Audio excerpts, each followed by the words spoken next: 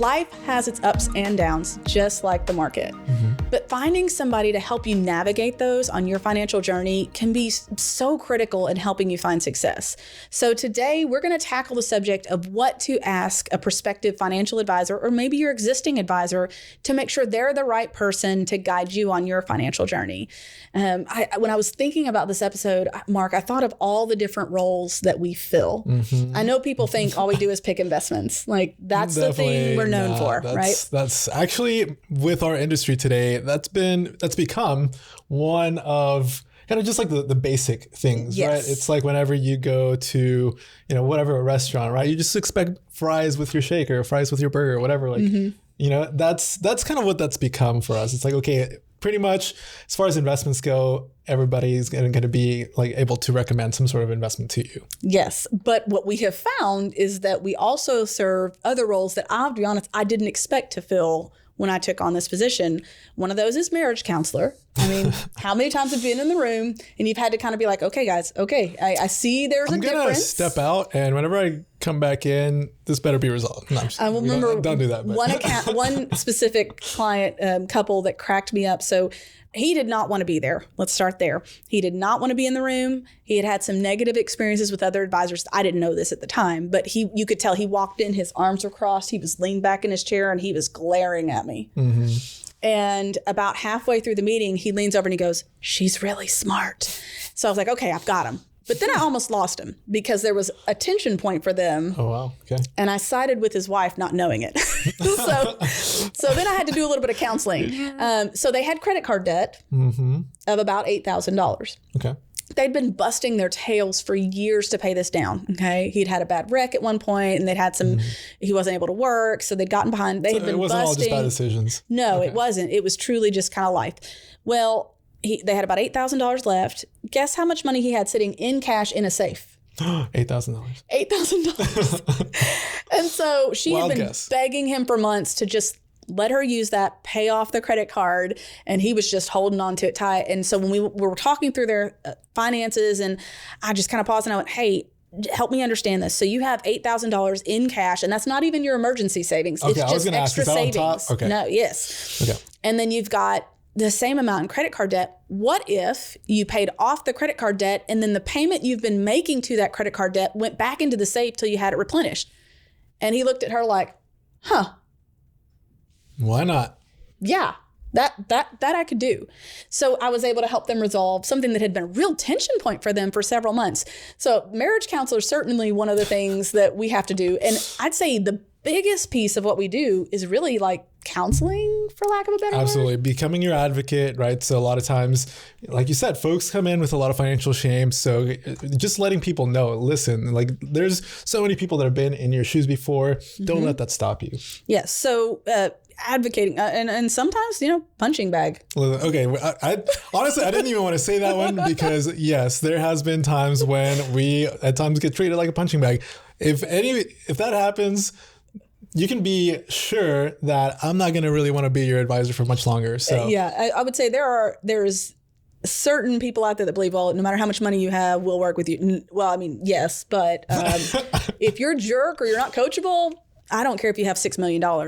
You can find someone else, I'm sure. If you come in with kind of like you said, arms folded, and you don't looking like you don't want to be there, listen, I don't want to be there either if that's where you're going to be looking. But I will say there have been many times where a client comes in that way and there's a shift. Sometimes it's not immediate. I know there's a client that Janet tried to fire. The story, she's told it before on the radio. He was just so frustrating, not communicating, not being coachable.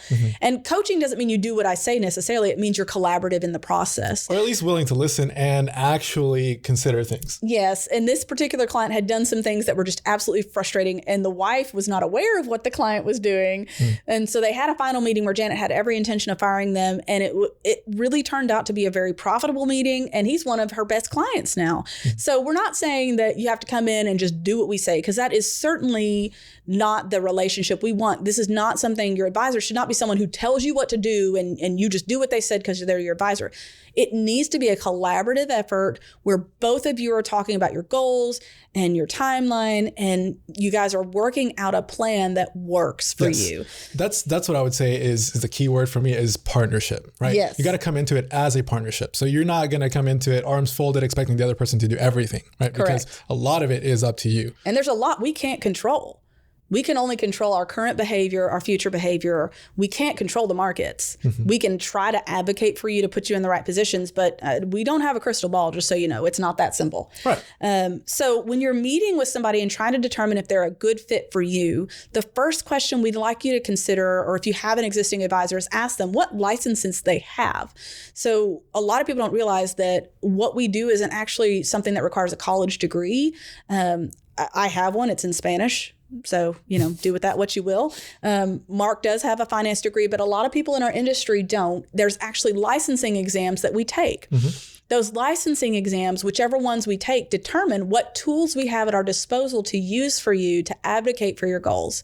So if they don't have what's called full licensing, then they don't have full access to everything out there. So they may be limited in what they can do to serve you.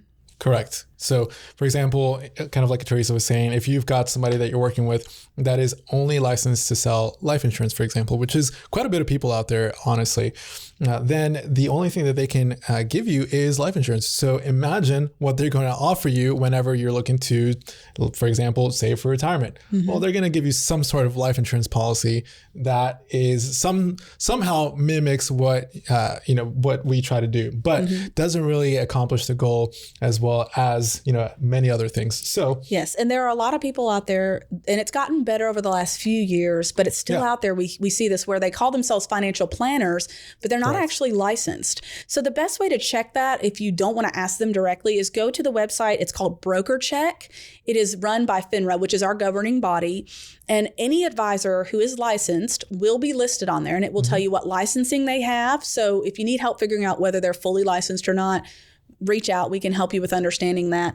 But you can see what different licenses they have, what their experience level is, and if they've had any complaints. Yeah. So again, that I was going to say that very point as well. It matters because you need to know who you're doing business with, right? So again, if you're going to come into something like a business partnership with a financial advisor, I would want to know who I'm working with. Yes. I mean, it's as simple as if I have a cabinet that needs to be built, I'm going to call a carpenter, not a plumber. Exactly. I want to make sure the person coming to do the job has the tools at their disposal and the skill level to handle what lies in my future. So ask them about their licensing. The next thing would be to ask them, are there any products they're not allowed to sell or that they're incentivized to sell? There are some companies that have what are called proprietary products. So those products their company creates and manages. So they may be incentivized or encouraged to first offer those. It's not necessarily a bad thing for you, but it is important to understand that. Or if, like you said before, if all they can sell is insurance products, then they may not be able to fit your needs if what you need isn't insurance. So you want to make sure you understand what their limits are and what their biases are. Yeah. And there's also things called captive agents, right? And what that means is that it's somebody that is hired by a specific company and can only sell that specific company's products, right? So kind of like you said, as far as proprietary products, that's kind of like it. And because this individual is employed by this one company, then that's why they have to do that, right? Yes. So, and they're contractually basically mandated to do so. So again, if you're buying life insurance again, and if you're working through somebody that is a captive agent, then it's very important to know, okay, are you only offering me products that are available through your company and your company only, right? Because if you're wanting to make a good decision on a life insurance policy for you or any other investment, right, then the right thing to do is to compare that with what else is out there. And you can so think about like if you're trying to get car insurance and you go to Geico, they're only going to offer you Geico rates, but you can go to an insurance broker who can offer you a bunch of different options to consider or do some analysis themselves and offer you what they feel is the best fit. That's why we're with LPL Financial, because we are independent. We don't have beholden products. We're not beholden to LPL and anything they offer. We have the ability to look for what works best for our clients. So for us, that was a big part of the decision making to choose who we work with. Yeah. Up next, we've got a very fun word that's... It's jargon. We couldn't avoid it. Sorry. It is jargon. And a lot of people have come to us and asked us about this. And that word is one word that I would always picture you saying, which is fiduciary. And it's a very fun financial term. But I would also say it's been a little bit abused. It definitely has been abused. But first, what is a fiduciary?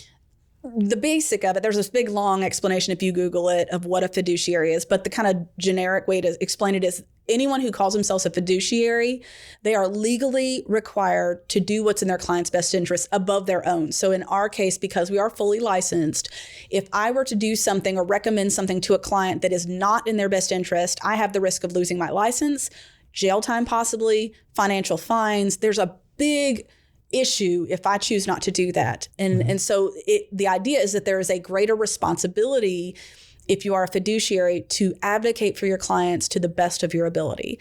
Correct. I will say, though, that there are still situations, just like anything, there's bad players in every field, where we have clients come in from other places that have products that just don't make sense. Right. So that standard exists, but it is also sometimes hard to enforce. I will say that. So, correct. But understanding if someone isn't a fiduciary, if you ask them, hey, are you a fiduciary? And they say, well, no, that's a clue that their licensing is not fully licensed or that their role is not at that higher standard of care. Again, none of these things are deal breakers if they are a good fit for you, but we do want you to understand that the level of care that they're required to provide is not as high. That's correct. So again, licensing affects whether a person is a fiduciary. So whenever you go to them and are interviewing somebody, what I would ask is, hey, in our business relationship, would you be in a situation or would you be acting as a fiduciary for me? The next thing would be to ask if they have a specialty. This is one of those little known things about our industry. There are basic licensing requirements that we have to complete a few tests. Honestly, you can get it done in 3 now. It used to be 2 when I took it, but you can get it done in 3 and be considered a licensed advisor, which to me is insane because when I finished those tests, I was not ready to serve clients. But a lot of people will go straight from testing to working with clients in other places. Here at GenWealth, we're weird. We make you go through a long time of training. Mark endured that with me. He had to sit with me for over a year.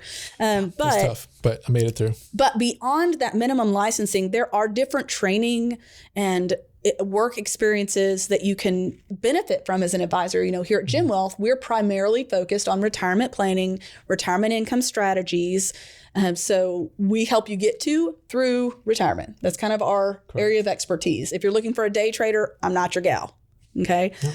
There are also different licensing certifications that we can go through in addition to our licensing for just becoming an advisor. Yeah, so it's very similar to, for example, accountants or lawyers, right? In accounting, you've got certain accountants that only do corporate tax. There's accountants that only do personal tax. Others that do audits, right?